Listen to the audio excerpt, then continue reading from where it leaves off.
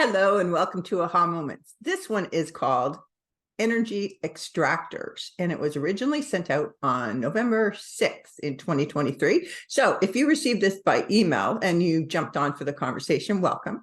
If you are just surfing YouTube and go, hey, what's that all about? Energy extractors, that sounds interesting. Well, welcome as well. Let's have a great conversation. So what I'm going to do is I'm going to read the Aha Moment Monday to you that was released at 8 a.m. Eastern on November 6th. And of course, if you want to get these in your email, just subscribe to jrang.com and you will receive them every Monday morning at 8 a.m. Eastern. So I'm going to read this week's and then we're going to have a little bit of a discussion about it. I'm going to share some of where the inspiration came from and maybe some thoughts and best practices that we can all use going forward. Okay, so you ready? Let me find it here. Here we go. Energy extractors. Everything is energy. You are energy. All of what you put into your job, your relationships, your volunteerism, your home, every ounce of labor is energy output. And we live in a world where the required or expected energy never seems to be enough.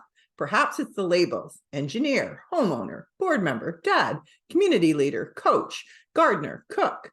Think of all the energy you put into all the roles and ask yourself if you feel fulfillment, recognition, and appreciation through all of them.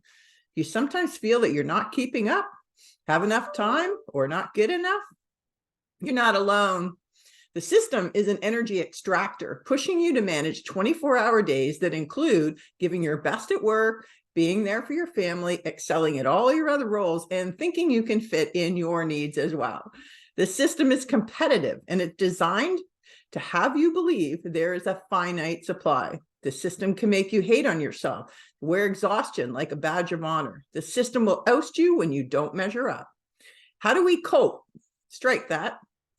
How do we excel when the system endlessly demands more? Aha, change jobs. This is about energy and where you expend it. Jim Rohn has the best advice. Jim's words: work harder in yourself than you do in your job.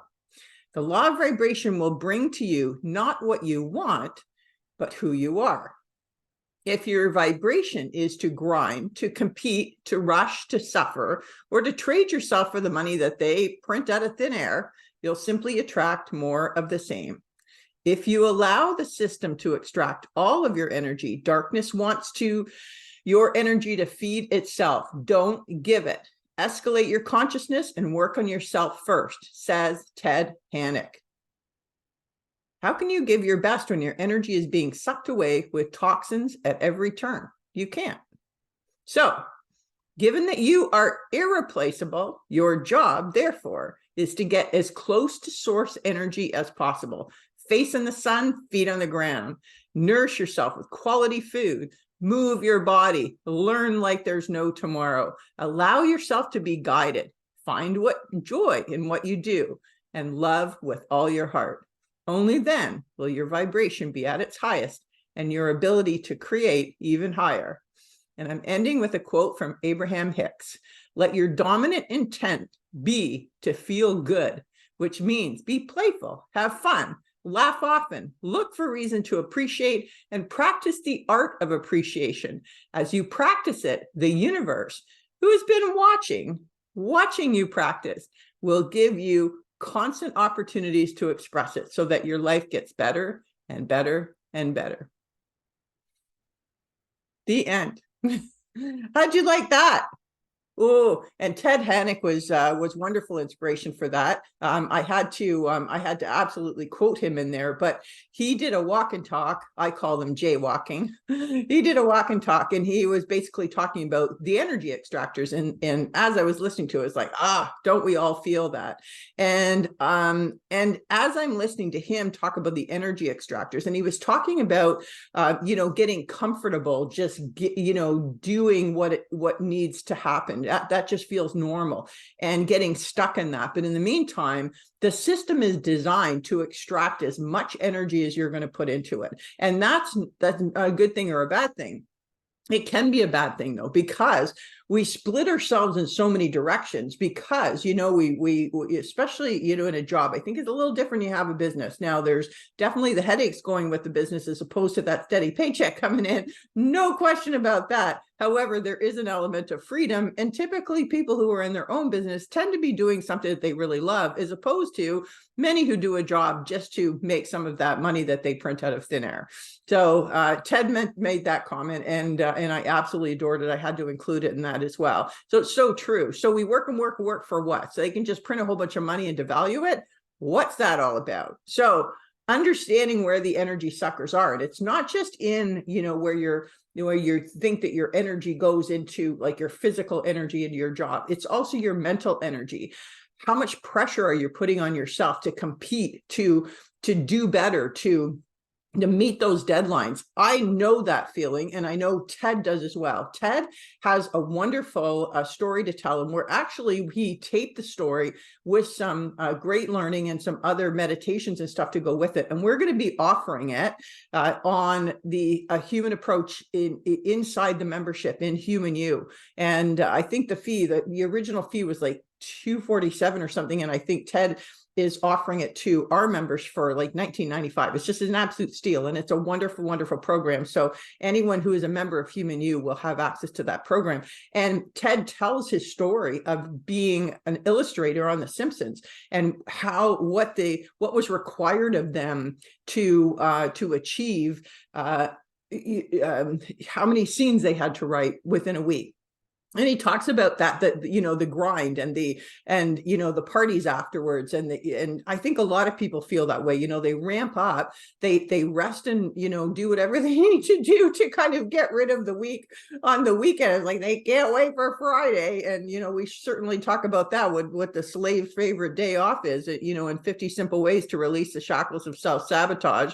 We talk about the slave's day and slave's favorite day. So Friday, oh my God, we actually have the release of the week. And what does everybody do? They go away, they drink, they, go to parties, they, go to the game, whatever it is, it just to kind of get them out of that headspace, right? Just to release the toxins of the work and the work environment, and which is a shame. But the work environment is not to say that people aren't doing good or noble work, because they are, but it is the stress that is imposed on everyone, for many cases not an adequate wage for the amount of time that they're trading for that. And look at the people who are traveling for their work, or they're commuting, where they're sitting in traffic, and all of the extra time that that they're dedicating, or the long shift work. And shift work just in general puts your body in a constant state of jet lag. I mean, what you're paying, what the price that you're paying on your body, right? Your health, and all of the repercussions it has for your family. Like, think of all of the things that just to make a living, how much you're trading, all of that energy that's going up, and how it is all, constantly expelling. So what are we doing to feed ourselves? And I think that is probably a really good question that we need to ask ourselves in this. And, Ted talks about the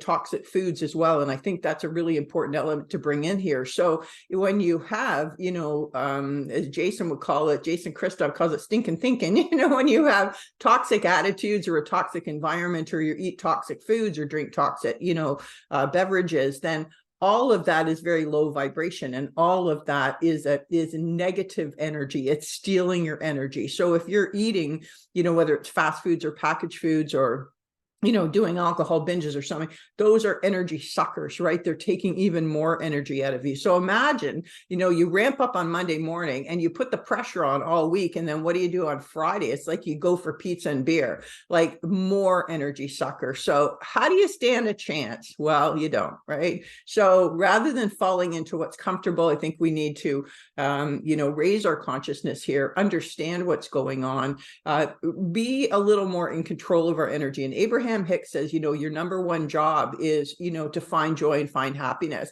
And of course, the Jim Rohn quote, couldn't have been more perfect. And it was more perfect at a time when I know, for me, again, I always admit on aha moments, I'm always talking to myself first. So a lot of times you're getting what I'm learning or I'm feeling at that very moment. And, he talks about, the work that you do in yourself being more important than your job. And I know I know that that has never been my priority, and not that I don't work on myself in terms of learning or exercise and nutrition, because I do, but more often than not, those tasks and what I owe to others and those deadlines supersede what I owe to myself. So rather than getting up and going for a nice walk, more often than not over the years, I wake up and before I even get downstairs into the kitchen, I'm already dressed and ready for the day, bed made, everything organized. So that's how I start my day. I don't start my day leisurely with some tea and doing meditation and, whatever. I just, that wasn't how I was raised. And there's the programming, right? There's the programming. So I know in order to honor myself, I need to disrupt that routine a little bit and say, what do I feel like doing right now? What would make me happy? And, when Abraham Hicks says about being a little more playful, I'm more of a serious individual. I mean, there's no question about that. Not that I don't love fun and, have a good time, but I'm a little more serious, a little more responsible. Maybe is that, maybe that's the word I use for it. But, and an adult, I'm adult, but, adults can have fun too. But, that whole concept of being a little playful and having some fun and having a smile on your face and it's not an outward thing, it's an inward thing, right? It's not something that somebody else does to you. It's something that you create internally, that you decide that, that everything that you're doing, or at least what you're doing in that moment is something that you want to do. It's bringing you joy, even if it's a task. And again, I'm talking to myself here. And I've gone through this week. I hit some walls where I had to do some tasks and I'm not quite done all of them yet. It's just really, man, I'm having a grind to get them completed. But as I was accomplishing them, as I was putting them behind me, and as I was seeing sort of the results of doing some of those difficult tasks, it was liberating and it was a relief, and I felt lighter afterwards. So sometimes I think that going into those tasks and setting the intention that, hey, let's have some fun with this. I know it's not going to be easy, but let's take a good outlook. I think it's easier to say to somebody else when it's somebody else's task. When it's yours and you're emotional about it and you feel weighted by it, is kind of difficult to get over. I find it is anyway. Maybe you've got a better answer, and hey, I'd love to hear it.